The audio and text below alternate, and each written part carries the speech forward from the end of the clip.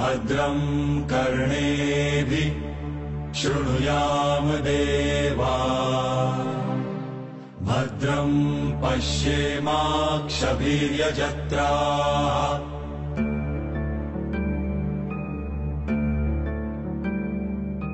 स्थिरैरङ्गैस्तुष्टुवासस्तनुभिः व्यशेम देवहितं यदायुः. Namasté, Namaskaram, fidèles amis de Africa Phoenix Web TV. Soyez les bienvenus sur votre émission Ésotérisme et Ésotérisme des mystères. Nous sommes dans la période de la nativité. Que symbolise le mystère de la nativité? Quelle interprétation révèle les santons, les crèches, les rois mages, les offrandes, l'or, l'encens et la myrrhe et autres de la nativité?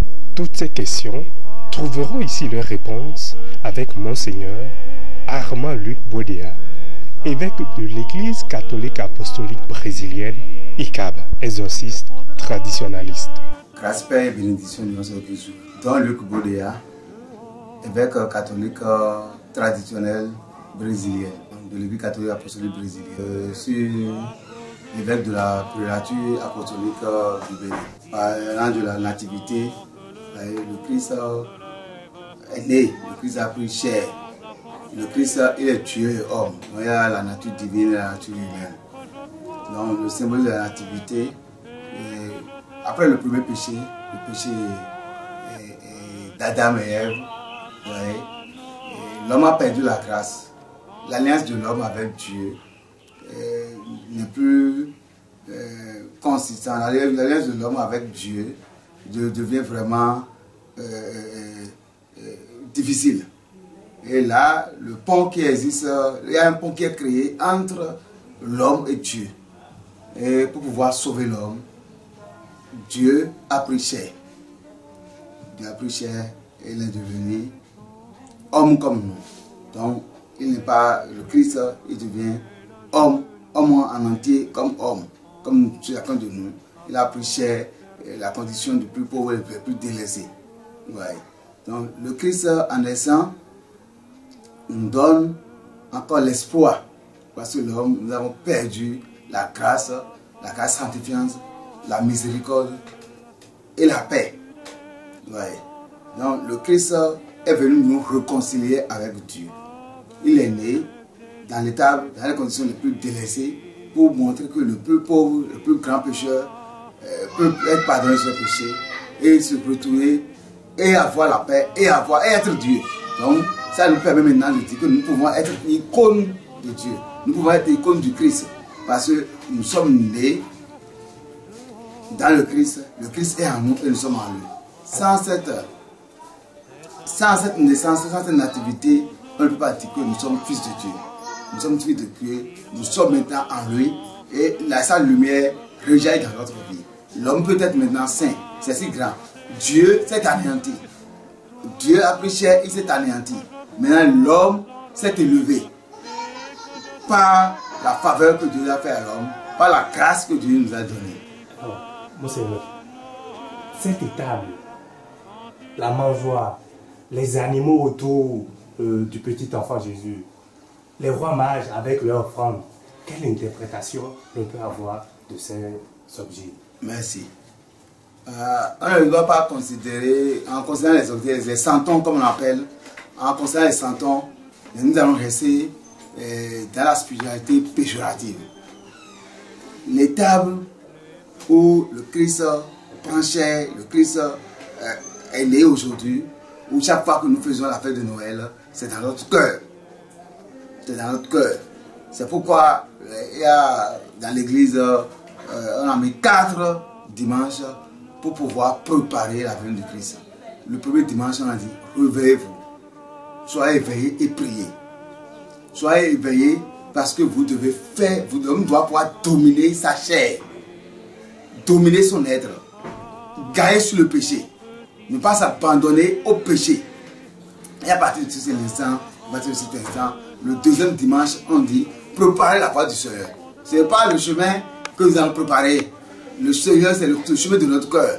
Nous allons maintenant éliminer la haine, éliminer la jalousie, les médisants, la calomnie, tout ce qui, les démons intérieurs, en un mot, nous allons éliminer ces démons intérieurs et maintenant nous purifier. Nous purifier. Et le troisième dimanche qui est mis en place, c'est pour nous abandonner dans les mains du Saint-Esprit. L'Esprit du Seigneur maintenant doit pouvoir agir à nous, travailler à nous, pour que nous puissions recevoir le Sauveur, qui est Emmanuel. Dieu est avec nous. Dieu est avec nous, pour que Dieu soit effectivement avec nous. Donc pour pouvoir préparer la naissance du Christ dans notre cœur. Si nous voyons la crèche artificielle, la crèche faite de main d'homme, comme la crèche du Seigneur, le Seigneur n'est pas dans cette crèche-là. Le Seigneur veut notre cœur. Cette crèche a montré, c'est symbolique seulement, c'est 500 ans qui symbolise seulement que quelque chose comme ça s'est passé. Mais aujourd'hui, la crèche que le Christ veut, c'est notre être, c'est notre cœur, pour que nous puissions être désormais dans nos pensées, dans nos paroles, dans nos actions, annoncer le Christ. Donc, il n'est plus aujourd'hui question d'annoncer le Christ seulement par la bouche, et ça s'arrête là.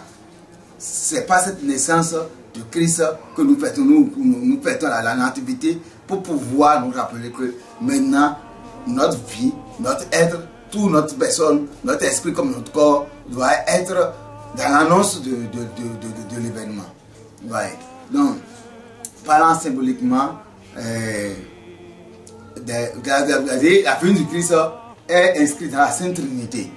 Donc, on ne le voit pas à l'aspect, on voit seulement le Christ, mais c'est la Sainte Trinité tout entière qui est venue visiter l'homme pour que l'homme puisse grandir dans l'élévation, dans la prospérité, dans la gloire, dans la sanctification. À un moment, les gens disent que nous sommes maintenant, à partir du moment où le Christ, Dieu est devenu homme, l'homme peut devenir Dieu. L'homme peut être saint à partir de cet instant. Donc les mages qui sont venus, dans la tradition de l'Église, déjà depuis Moïse, depuis Abraham, on dit qu'à la naissance, il y a l'étoile du matin qui brille. Et vous allez constater que c'est surtout dans Matthieu, lui qui est aussi un juif, qui a parlé de l'étoile du matin qui annonce la naissance du Christ. Mais si on prend symboliquement l'étoile du matin, ça veut dire que c'est cette étoile qui va briller dans le temps, la lumière qui va briller dans le cœur de l'homme pour que l'homme soit sa vie transformée. Vous voyez. Mais en parlant de mages, vous voyez, c'est des astrologues en réalité. Ce n'est pas des rois de mages, c'est des étrangers. En homme, pour les convertir, c'est des étrangers. Ce qui montre que le peuple qui était préparé pour recevoir la grâce et la miséricorde du Seigneur, c'est le peuple d'Israël, à qui le Seigneur a promis envoyer un sauveur pour amener ce peuple élu à la grâce et à la miséricorde. Mais ceux qui ont vu le signe, l'étoile dans le ciel, qui sont les étrangers, les noms qu'on cite habituellement, Gaspard, Melchior, Bethesda. C'est le nom qu'on cite. Mais ces noms ont trois dimensions en réalité. Si on les cite, si on prend le plan de lutte, je vous ai parlé de la Sainte Trinité. Si on parle de la Sainte Trinité, il y a Dieu Père, Dieu Fils et l'Esprit Saint. Ouais. En parlant du Père, Fils et l'Esprit Saint, il y a déjà trois dimensions spirituelles que l'homme doit pouvoir voir. L'homme est corps, dimension corporelle, dimension psychique et dimension spirituelle. Ouais. Donc, nous sommes dans ces trois dimensions-là. Parlant aussi des royautés, des pouvoirs, si on a un mot, des pouvoirs, vous allez commencer que dans tout l'Ancien Testament, il n'y a que l'étape des rois, à partir du roi Salomon. Ouais, à partir du roi Salomon. Ensuite, en quittant le roi Salomon, il y a l'étape des prêtres, dont Naaman, Melchizedek, on parle des prêtres. Il y a l'étape des prophètes. Donc, ces trois-là qui sont venus symbolisent aussi toutes ces étapes-là. L'étape corporelle, l'étape psychique et l'étape spirituelle.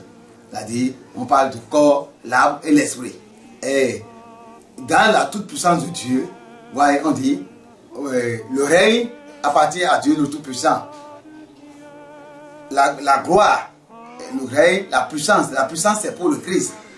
Et la gloire, c'est la manifestation de l'esprit. Donc, les trois dimensions, là aussi, se trouvent figurées. Donc, si on prend le symbolisme de trois rois mages, c'est pour symboliser totalement la Sainte Trinité tout entière qui est là, Dieu Père, Dieu Fils, Dieu Esprit Saint, symboliser les trois pouvoirs, les trois manifestations de cette puissance, par les rois, par les prophètes, par les rois, les prêtres et les prophètes, symboliser aussi les trois puissances, les trois degrés, c'est-à-dire les degrés de combat pour tout homme.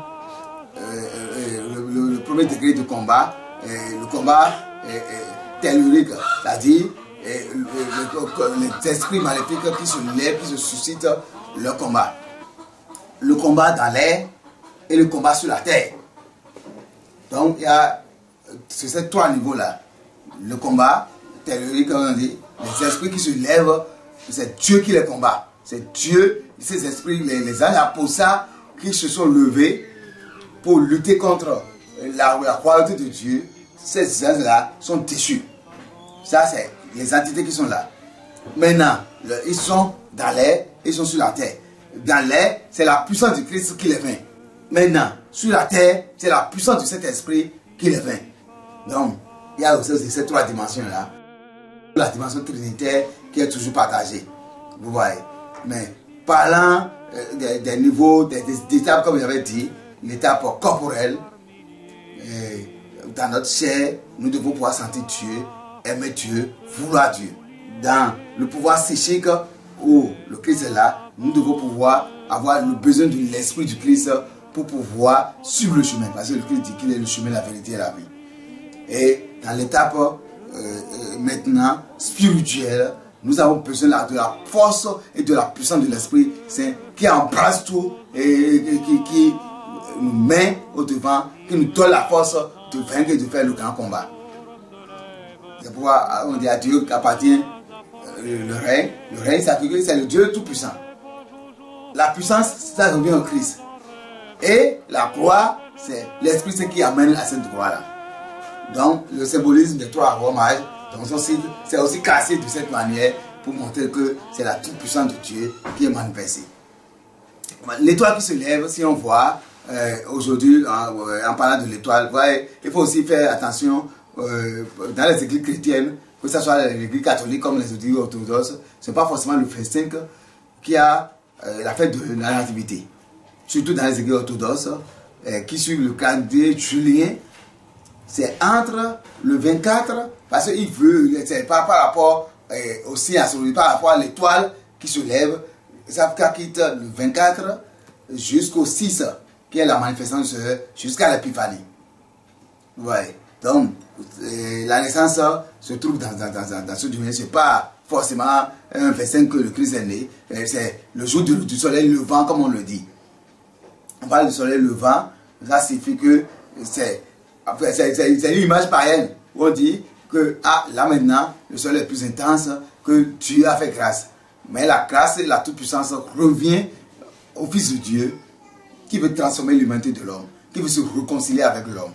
Donc, par cette réconciliation, dans toutes les églises chrétiennes, surtout les églises catholiques, comme les églises orthodoxes, c'est toujours, soit c'est le 25, dans toutes les églises catholiques d'ailleurs, mais dans les églises orthodoxes, quelque chose c'est le 25, quelque chose c'est le 6, parce qu'ils suivent l'étoile ou le soleil, comme on le dit. Bien sûr, l'étoile qui me provient de notre cœur, c'est-à-dire le Christ qui est le même le soleil, qui est la lumière, cette lumière-là doit pouvoir s'incarner à nous. Et si la lumière s'incarne à nous, c'est que nous devons maintenant être l'icône du Christ.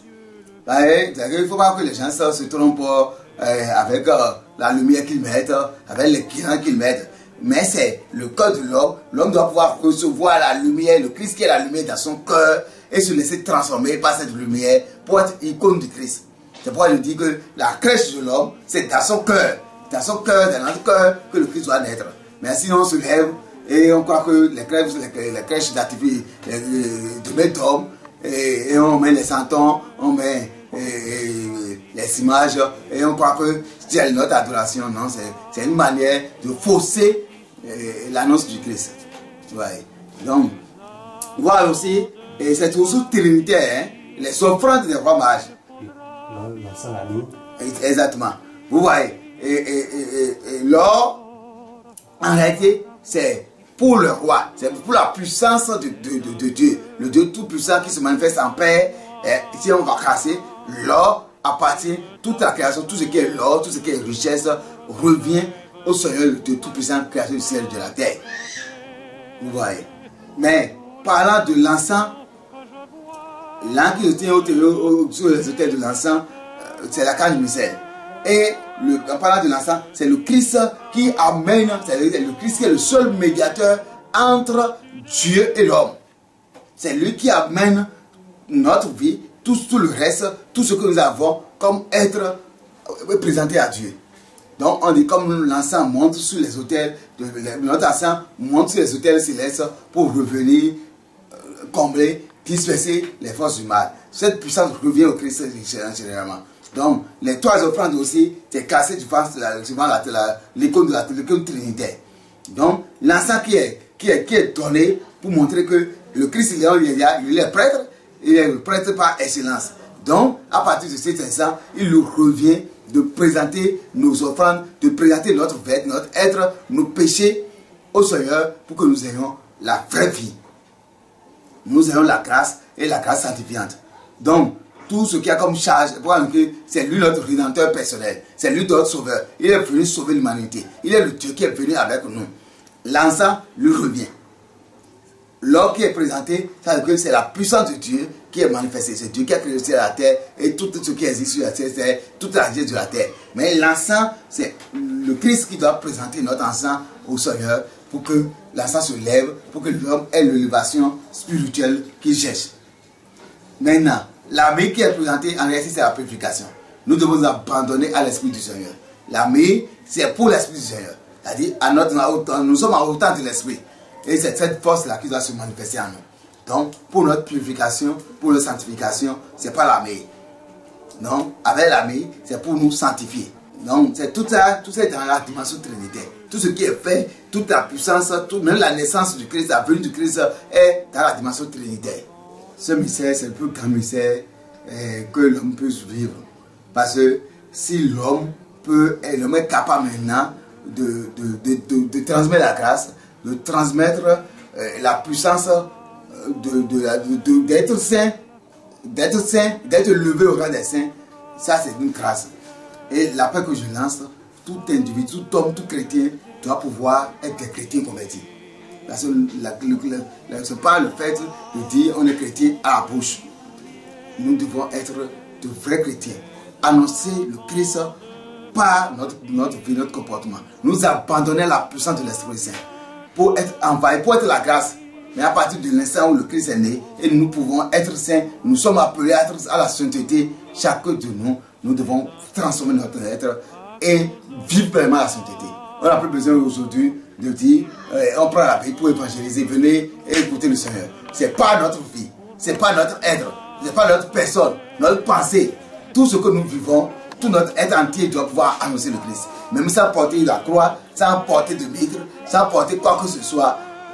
C'est en vous voyant que vous dites, mais celui-là, il doit être l'icône du Christ. Il doit être dans la communion trinitaire tout entière. Les trois rois mages symbolisent les trois dimensions de la Sainte Trinité, les trois degrés, les trois niveaux, les trois centres d'énergie en nous.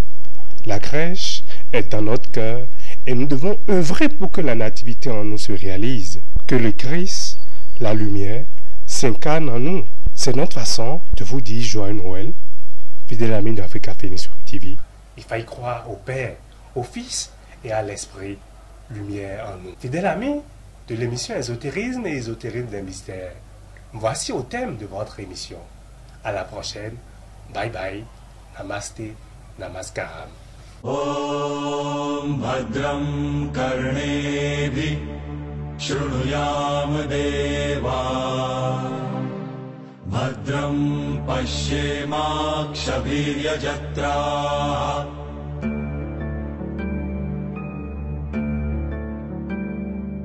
Sthirairangai Stushkuvasasthanubhi Vyashemade